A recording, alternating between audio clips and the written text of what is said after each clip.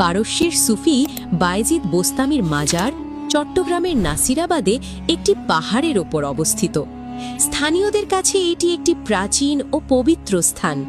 মাজারটি 1831 সালে আবিষ্কৃত হয় এবং এর নির্মাণশৈলী মোঘল আমলের বলে ধারণা করা হয়। এখানে একটি প্রাচীন মসজিদ, সুবিশাল দিঘি এবং বিরল প্রজাতির বোস্তামি কাছিম বা গজারি মাছ আছে, যা দেখতে প্রতিদিন প্রচুর দেশ-বিদেশের দর্শনার্থী আসেন। মাজারের ভক্তকুল ও আঞ্চলিক জনশ্রুতি অনুযায়ী মাজার প্রতিষ্ঠাকালে এই অঞ্চলে প্রচুর দুষ্ট জিন এবং পাপিষ্ঠ আত্মার পদচারণা ছিল। বায়েজিদ বোস্তামি তার এই অঞ্চলে ভ্রমণকালে এইসব দুষ্ট আত্মাকে শাস্তিস্বরূপ কাছিমে পরিণত করেন এবং আজীবন পুকুরে বসবাসের দণ্ডাদেশ প্রদান করেন। বেশ কিছু মানুষের ধারণা যে এখানেই বায়েজিদ বোস্তামির কবর অবস্থিত এবং তারা এই বিশ্বাস থেকেই তার কবর জিয়ারত করতে যান। আবার অনেকেই বলে তার কবর ইরানের সেমনন প্রদেশের বোস্তাম শহরে।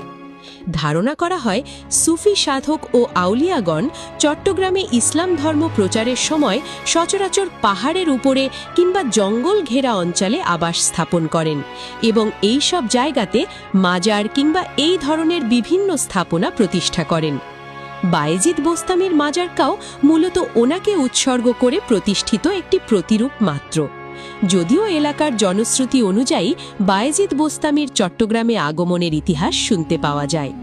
চট্টগ্রামে অবস্থানের পরে প্রস্থানকালে ভক্তকুল তাকে থেকে যাওয়ার অনুরোধ করলে উনি তাদের ভালোবাসা ও ভক্তিতে মুগ্ধ হয়ে কনিষ্ঠ আঙ্গুল কেটে কয়েক ফোঁটা রক্ত মাটিতে পড়ে যেতে দেন এবং ওই স্থানে ওনার নামে মাজার গড়ে তুলবার কথা বলে যান।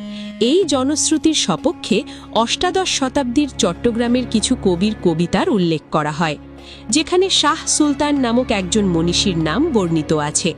বায়েজিদ বোস্তামিকে যেহেতু সুলতান উল আরেফিন হিসাবে আখ্যায়িত করা হয়, যেই সূত্রে এই শাহ সুলতান আর সুলতান উল আরেফিনকে একই ব্যক্তি হিসাবে ধরে নেওয়া হয়।